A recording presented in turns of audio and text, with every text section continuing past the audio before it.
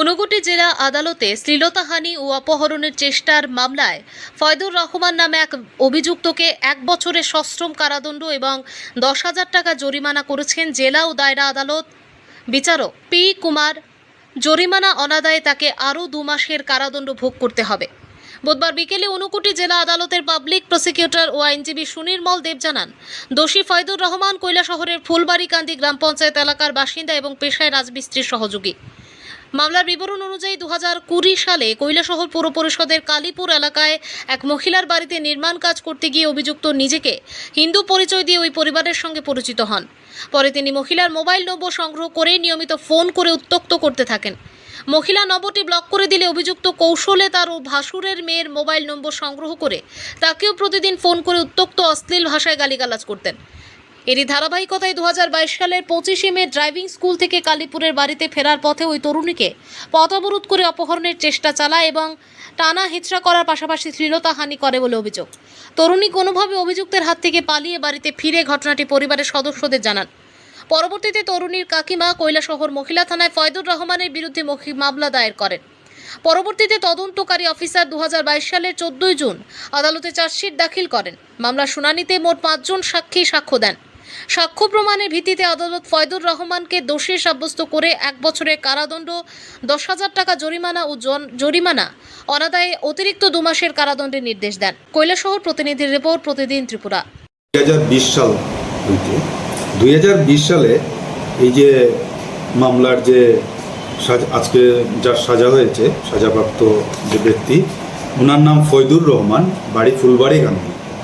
উনি কালীপুরে একটা বাড়িতে রাজমিস্ত্রির সঙ্গে যোগালির কাজ করতেন। তো প্রায় 1.5 বছর উনি ওইখানে কাজ করছেন। 1.5 বছর কাজ করার পরে ওইখানে দীর্ঘদিন কাজ করার সুবাদে বাড়ির যে মালিকনি ছিলেন ওনার নাম্বারটা উনি কালেক্ট করেন এবং 1.5 বছর পরে উনি যখন এখানে কাজ সেরে চলে যান তখন উনাকে বারবার টেলিফোন করে বিরক্ত করতেন এবং অশ্লীল ভাষা বলতেন। তো বাধ্য হয়ে সেই বাড়ির মালিকনি ওনার টেলিফোন নাম্বারটা ব্লক করে দেন।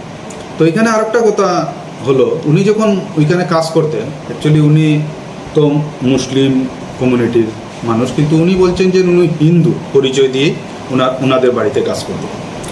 তো উনি যখন নাম্বারটা পরবর্তী সময়ে ব্লক করে দেন নাম্বারটা, তারপরে উনি ওই যে সাজাপ্রাপ্ত ব্যক্তি উনি অন্য নাম্বার থেকে ওনাকে বিরক্ত করতেন টেলিফোন করে। তো দীর্ঘদিন এখানে কাজ করছেন, উনি কীভাবে ওনার বাসুরের যে মেয়ে ওনারও নাম্বারটা কালেক্ট করে নেন।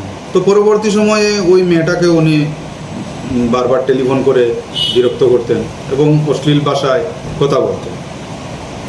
তো ফাইনালি 25/5/2022 ইংরাজি তারিখে ওই যে বাসুরের যে মেয়ে, উনি যখন ড্রাইভিং স্কুল থেকে বিকালবেলা 4টার সময় ড্রাইভিং স্কুলের কাজ শেষ করে উনি চলে আসেন, উনি গাড়ির ড্রাইভিং শিখতেন। চলে আসার সময় ওই কালীপুরের রাস্তাতে ওই যে 21 পার্সন ফয়জুর রহমান উনি একটা বাইক নিয়ে গিয়ে ওনাকে রাস্তা আটক করেন এবং ওনাকে অশ্লীল ভাষায় কথা বলেন, বিভিন্ন কথা বলেন। তো মেয়েটা রাজি না হওয়াতে ওই হাতে ধরে টানা হেঁচড়াও করেন এবং বাইকে তোলার চেষ্টা করেন।